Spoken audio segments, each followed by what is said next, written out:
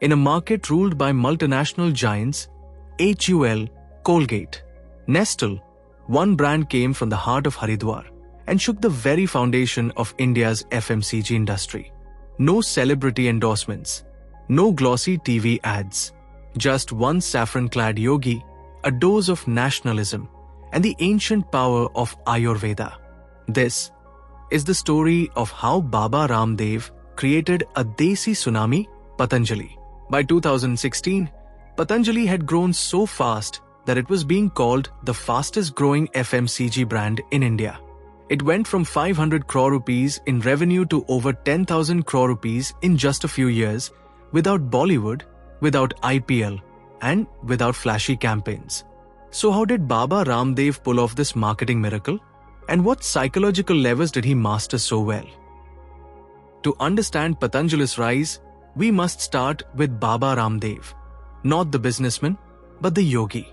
Born as Ramkrishna Yadav in 1965 in Haryana, he was drawn to yoga and spirituality early in life. After rigorous training in traditional gurukuls, he began teaching yoga to people across India. But his real break came in 2003. That year, Astha TV began broadcasting his early morning yoga sessions. Millions of Indians, from homemakers to retirees, tuned in religiously.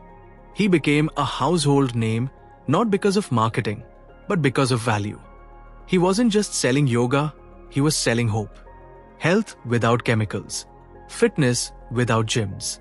And while the world saw a yoga guru, a keen entrepreneur was watching from behind the curtain, Acharya Balkrishna. While Baba Ramdev became the face, Acharya Balkrishna became the force. A scholar of Ayurveda, Balkrishna laid the foundation for what would later become Patanjali Ayurveda Limited in 2006. His role? Formulate Ayurvedic products that could scale. From toothpaste to ghee, juices to medicines, he turned ancient knowledge into consumer products. And crucially, he held 94% of Patanjali's shares, while Baba Ramdev held none. It was the perfect split. Brand is equal to Ramdev. Backend is equal to Balkrishna. If you want to beat the MNCs, don't fight them on their turf. Change the rules. And that's exactly what Baba Ramdev did. Patanjali's success wasn't just about Ayurveda. It was about tapping deep-rooted Indian emotions. 1. Nationalism as a marketing tool. One of the most powerful tools Patanjali leveraged was nationalism. At a time when the Swadeshi sentiment was resurging, especially post-2014, Baba Ramdev tapped into the patriotic pulse of the nation. Messages like, use Swadeshi products, don't give your money to foreign companies, trust our Indian knowledge system, weren't just slogans. They became rallying cries for millions of Indians who wanted to support homegrown brands. Patanjali skillfully positioned itself not merely as another FMCG brand, but as the flag bearer of the Swadeshi movement. It wasn't by Patanjali, it was be Indian, by Indian. This emotional appeal transcended marketing. It turned consumption into a cause. 2. Ayurveda is equal to trust. If nationalism was the emotion, Ayurveda was the logic. For centuries, Ayurveda held a respected place in Indian households, but mostly in the form of home remedies or niche treatments. It was trusted, yes, but far from being mainstream in the FMCG world. Patanjali changed that. They took the age-old science of Ayurveda and packaged it for the modern consumer, affordable, accessible, and available on every kirana shelf. Products like Dant Kanti, Kesh Kanti, and aloe vera gel were Ayurvedic at heart, but looked like any other modern product, making it easier for people to adopt them in their daily routines. By bridging the gap between ancient wisdom and modern convenience, Patanjali turned inherited trust into everyday consumption. 3. Word of mouth is equal to mass awareness. In an era dominated by celebrity endorsements and 100 rupees crore ad campaigns, Patanjali took a radically different route, and it worked. There were no Bollywood stars, no cricketines, and no glitzy ad films. Instead, Baba Ramdev himself became the brand ambassador, the influencer, And most importantly, the trust bridge. Through free media exposure, yoga camps, daily TV appearances, press conferences, and public statements, he ensured that Patanjali was always in the public eye. His constant visibility gave people a reason to listen, and more importantly, a reason to try. The real magic? It was never pushed as a sale. The underlying message was simple: try it once. And for millions of Indians, that one try was enough to switch, sparking a wave of word of mouth unlike anything the FMCG industry had seen before. Patanjali didn't begin with a flood of 500 products. It started small but strategic. Each early product was carefully chosen to challenge existing market leaders by offering Ayurvedic alternatives at highly competitive prices. Let's look at the 3 powerhouse products that laid the foundation. Dant Kanti toothpaste, one of Patanjali's earliest and most iconic successes. Marketed as a herbal, chemical-free alternative to Colgate and Pepsodent, Dant Kanti struck a chord with health-conscious and patriotic consumers alike. Within just 3 years, it had carved out a significant share from established giants, proving that even everyday habits like brushing teeth could be disrupted. Kesh Kanti shampoo. While global brands were selling shiny hair dreams with celebrities, Patanjali introduced Kesh Kanti, a no-nonsense Ayurvedic shampoo priced far below Dove, Pantene, or Clinic Plus. Its focus was simple: anti-hair fall and natural ingredients. And it worked without a single celebrity endorsement. Patanjali Cow Ghee. This became Patanjali's highest revenue-generating product. Promoted as pure, Swadeshi, and traditionally prepared, it was priced significantly lower than brands like Amul. For many Indian households, switching to Patanjali ghee wasn't just a price decision. It felt like a return to roots.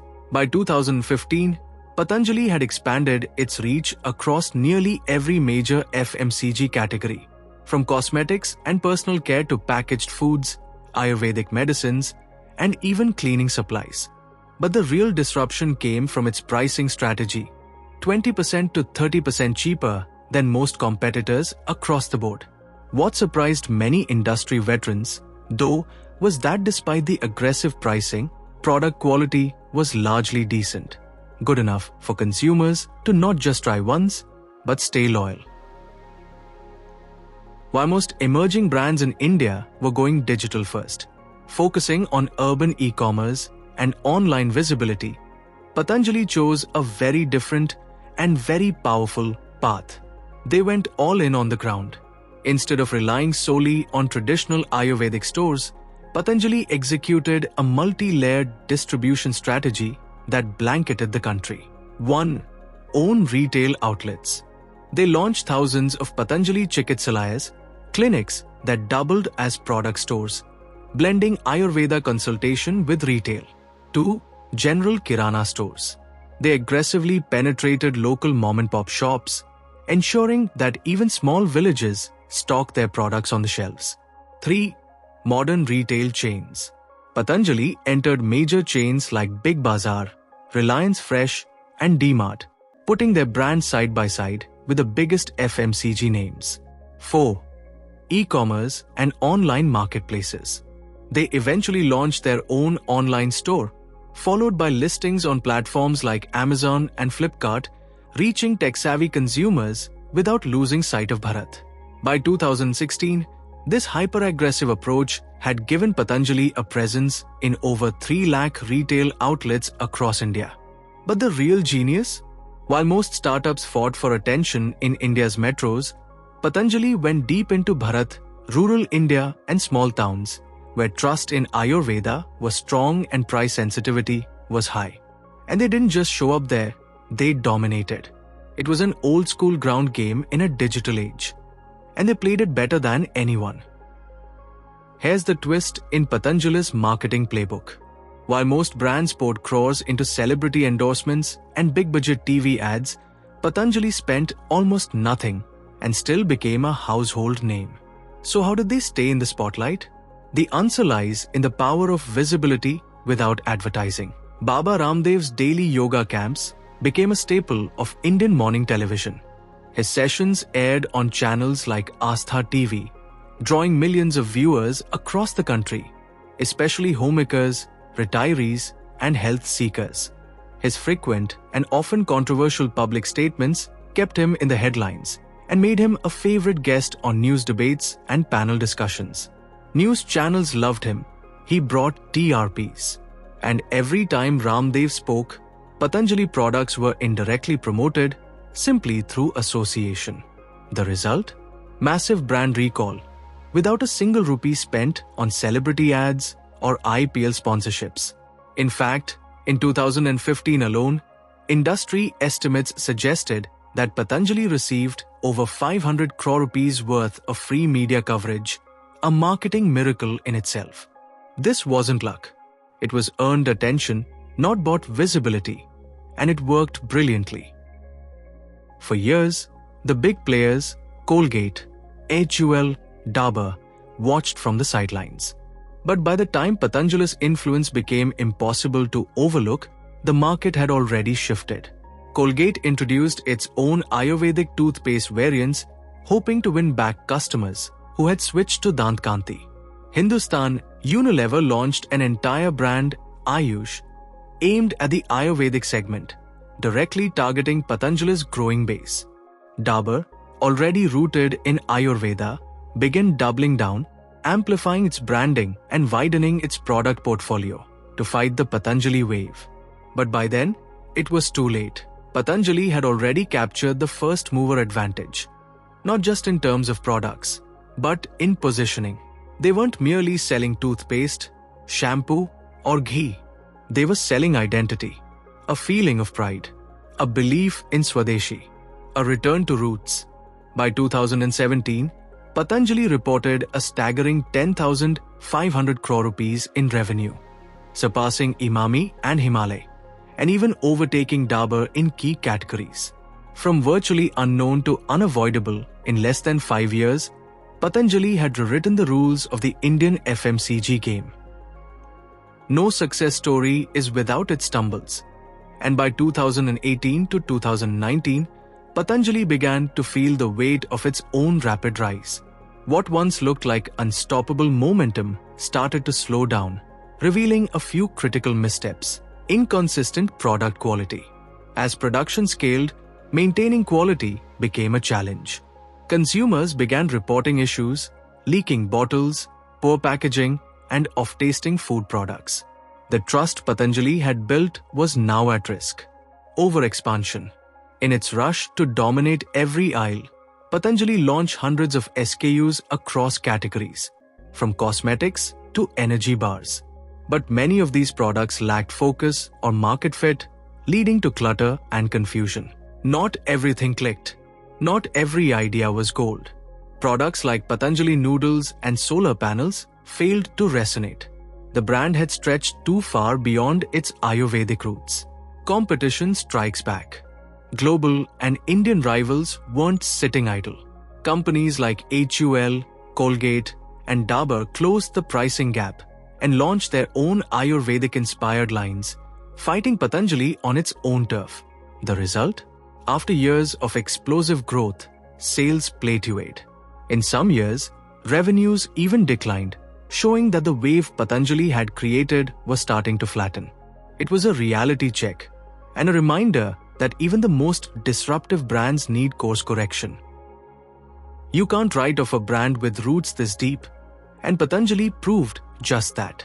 After facing setbacks, the company didn't retreat, it pivoted. And by 2020, the comeback was in motion. Strategic acquisition. Patanjali acquired Ruchi Soya, one of India's largest edible oil companies, instantly gaining scale in a new FMCG vertical. Corporate reinvention. The company rebranded the newly acquired entity as Patanjali Foods and took it public, listed on the Indian Stock Exchange, signaling a new phase of professional growth.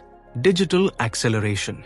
Patanjali doubled down on e-commerce and digital channels, finally embracing the urban and tech-savvy audience it had once ignored. Back to core strengths. At the same time, it refocused on what had built the brand in the first place: Ayurveda-based, Swadeshi products with mass market appeal, and the results followed. In FY23, the combined performance of Patanjali Ayurveda, unlisted, and Patanjali Foods, listed, crossed 40,000 crore rupees in sales, a clear signal that the brand was back in business, stronger and smarter. Key takeaways from Patanjali's tsunami. 1. Build trust first, sell later. Baba Ramdev earned trust before he sold anything. 2. Ride national sentiment. Swadeshi isn't just a movement, it's a business moat. 3. Go wide, go deep. Patanjali didn't ignore villages. That's where the volume was. 4. Don't underestimate word of mouth. Free media plus mass trust is equal to magic. 5. Be relentlessly visible. Without spending on ads, they remained unmissable. What do you think? Is Patanjali a marketing genius or a brand that rode a wave it didn't create? Drop your thoughts in the comments. Like, share, and subscribe Prachar Yantra for more business breakdowns. Jai Hind, Jai Bharat.